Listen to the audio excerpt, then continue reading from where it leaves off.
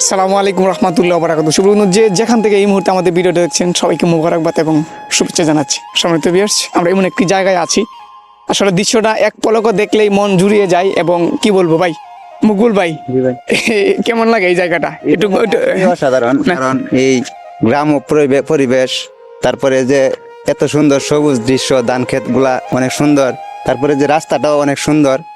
জলিলপুর থেকে কাটাখালী। এটা কোন জায়গায় পড়ছে? এটা জলিলপুর। জলিলপুর না? জি জি।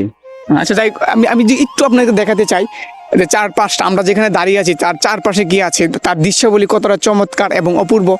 এই দেখেন, এটা ধান ক্ষেত, পাশেই কিন্তু শাকসবজির ক্ষেত রয়েছে এবং যারা শাকসবজি রোপণ করেছেন তারা কাজ করছেন। এবং দেখেন আবার চারিদিকে কিন্তু ধান ক্ষেত এবং আশেপাশে কিছু বাড়ি রয়েছে। এবং কি বলবো, একদম জমির মাঝখান দিয়ে রাস্তা, যেটাকে বলে মেটুপথ, যেটা আমরা গ্রাম বাংলায় ভাষায় গ্রামের এই রাস্তাগুলোকে মেটুপথ বলে।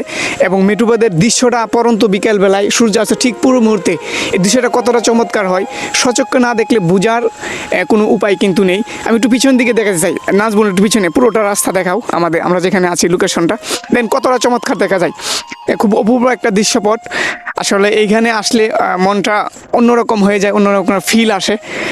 আমি একটু জানার চেষ্টা করি জুয়েলের কাছ থেকে যে এইখানে আসার পরে এখন ফিলটা কীরকম মনে হচ্ছে।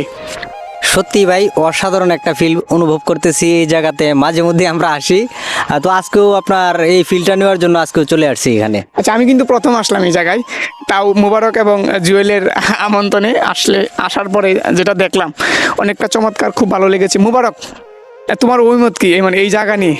হ্যাঁ, আলহামদুলিল্লাহ, আল্লাহর সৃষ্টি এত চমৎকার। আসলে এই গ্রামে যদি আমাদের জন্ম না হতো আমরা বুঝতাম না যে এত সুন্দর এই পরিবেশ যে আমাদেরকে মন মাতিয়ে রাখে।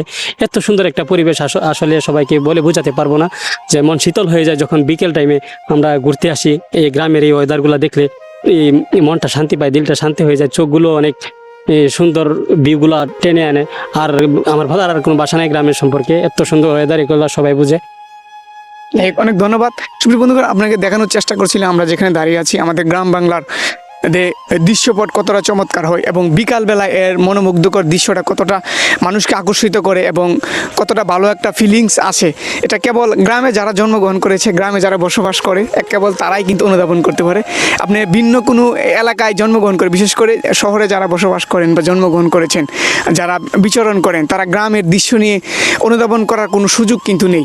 আসলে আমি প্রথম আসলাম এই জায়গাটা দেখে খুব ভালো লেগেছে, খুবই চমৎকার ওয়েদার এবং প্লাস পরিবেশ, সব মিলিয়ে খুবই ভালো লেগেছে আমার কাছে।